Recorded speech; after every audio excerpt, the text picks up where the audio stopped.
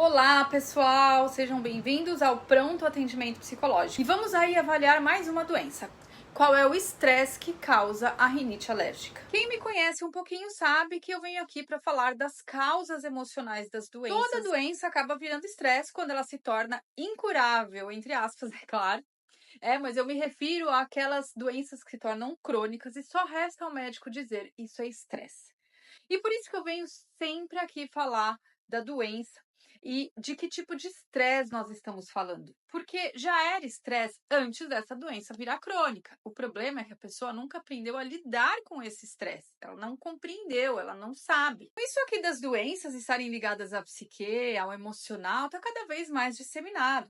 E já vai ser igual à ideia de terapia antigamente. A gente sabe que existia uma galera muito fechada, ainda existe, mas já é muito diferente. Então tinha uma galera preconceituosa, ou mais ignorante, inclusive, que achava que era frescura, ou coisa de louco, aquelas coisas, né?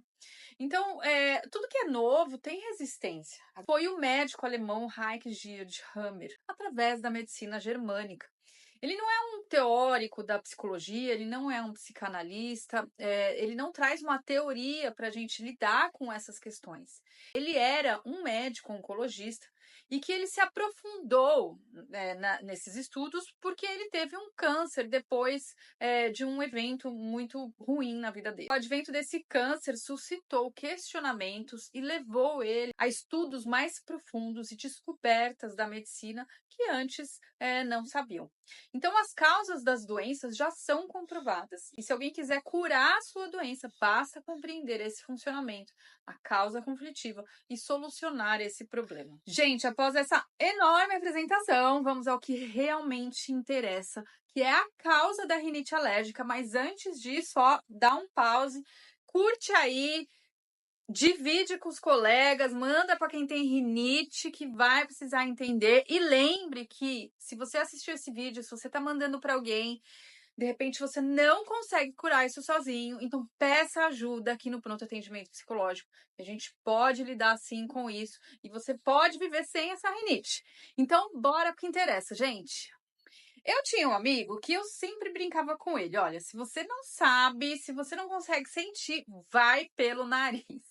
E ele ria muito quando eu falava isso. Assim, Bom, brincadeiras à parte, o estresse ou o conflito biológico ligado à mucosa nasal é de acordo com a função da mucosa nasal, um conflito de cheiro, um conflito de odores. Então, para os animais, o conflito ele pode ser provocado pelo odor de um predador que se aproxima, por exemplo. Já para os humanos, o conflito ele se traduz em cheirar problemas ou ameaças em potencial, como por exemplo, um concorrente, um oponente no trabalho, na escola, em casa, num relacionamento. A mucosa nasal, ela também corresponde a um conflito de fedor, né, ao cheiro amargo. Um conflito de fedor, ele é vivenciado em termos reais por meio de um odor ou um cheiro ofensivo, né, um cheiro bem ruim, desagradável, mas também se o cheiro específico estiver associado ao perigo. Então, por exemplo, a exposição à fumaça de cigarro, né, pode desencadear um conflito, né, uma crise de rinite, para alguém que acredita que o fumo passivo pode causar algum mal, né, que ele também está fumando, vai causar câncer de pulmão, coisa do tipo. Agora, num sentido transposto, um conflito de fedor, ele também se relaciona a qualquer situação que seja percebido como, putz, isso fede, assim, nossa, eu tô cheia disso, ai. Ou também pode se referir a uma pessoa irritante, ai, que praga, nossa, sai de perto de mim, é coisa chata, sabe? Que é um tipo de conflito de separação que também está condizente ao tecido da mucosa nasal. Mas vamos entender. Os tecidos do corpo, eles reagem biologicamente a conflitos emocionais específicos. No caso da rinite alérgica, a mucosa nasal, ela está relacionada a um conflito que pode ser de separação, porque o nariz tem uma função essencial de reconhecimento e conexão com pessoas. O tecido que está ligado a conflitos de separação é o tecido do ectodermo. Assim como pode ser o conflito territorial, território, lugar que ocupa, ambiente. É como numa situação que a pessoa se sentiu deslocada, desconfortável no ambiente, ou conviver com alguém que causa incômodo. Também está relacionado ao tecido do ectodermo. Então, é como se a pessoa farejasse algo ruim, seja em relação ao contato, seja em relação ao ambiente. Quais são as fases da rinite, né, ou da doença? Essas fases, estão ligadas a todas as doenças. Elas acontecem em 2 fases, mas eu vou aqui especificar mais a rinite. Então, durante o momento de estresse emocional, que é a primeira fase da doença, a pessoa pode sentir o nariz ressecado, sabe? Dolorido, né? Às vezes até racha. Ou ela pode não perceber nenhum sintoma significativo. A segunda fase da doença é o que a gente chama de fase de cura, e é quando o conflito é resolvido. Ela já passou por aquela situação, ela saiu daquele ambiente incômodo, ou ela aceitou a situação, e aí o corpo entra em recuperação. Nesse momento aparecem os sintomas clássicos da rinite: coriza, espirro, congestão nasal. Essas são as 2 fases da doença. Lembrando que geralmente, quando a pessoa já resolveu o problema, é que aparecem os sintomas. Gente, existem pessoas que têm uma rinite muito fraquinha, né? Às vezes aparece, né? Ali, aqui, em alguma situação, demora para aparecer. Mas tem uma galera que a rinite é pesada e assim vem de longuíssima data. E aí vai ficando mais difícil resolver, é claro, né? Mais difícil tratar, porque essa rinite já fez muitas associações, tem muitos gatilhos. Então, quando passa muito tempo, o número de associações vai aumentando. Então, ela vai ficando mais difícil. É claro, mais difícil de tratar. A pessoa cada vez mais se defende do mundo, ao invés de lidar com as questões. E uma coisa é aprender de cara o que seria bom você fazer para resolver e resolver, né? Você enfrentar. A outra é você ter anos e anos aprendido a lidar de forma negativa para você mesmo, ou seja, de forma defensiva. Qualquer pessoa com uma doença crônica grave tem sérios problemas em lidar com pessoas e com a sua vida. Ela não sabe, não consegue, não entende. Eu tinha rinite por volta de uns 20 e poucos anos de idade, assim. Eu nem sonhava em fazer psicologia e eu nem sabia nada de medicina germânica e doenças e causas emocionais. Mas eu sabia que era emocional. Eu tinha um interesse genuíno por isso. Isso sempre esteve na minha cabeça, assim, como uma verdade que eu só precisava entender mais a fundo, né? Achar fontes certas de informação.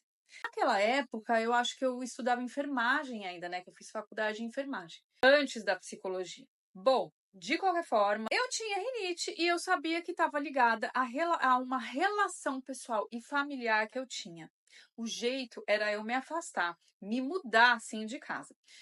Foi o que eu fiz na época, né? Demorou um pouco até eu conseguir fazer isso, mas eu falo para vocês, assim que eu me mudei, eu nunca mais dei um espirro de rinite, nem mesmo quando eu encontrava com aquela pessoa que poderia ser um forte gatilho. Então, de forma intuitiva, eu sabia por que e como. Hoje eu sei porque encontrei os estudos científicos dessa verdade, né? Hoje eu posso explicar. Existem pessoas que têm os acessos de rinite quando estão, por exemplo, com os seus companheiros.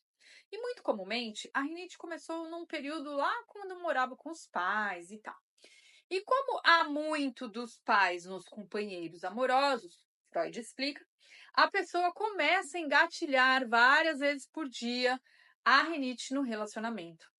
A questão é que a pessoa precisa compreender os gatilhos para trabalhar com a doença, ou aquilo que desencadeou a doença.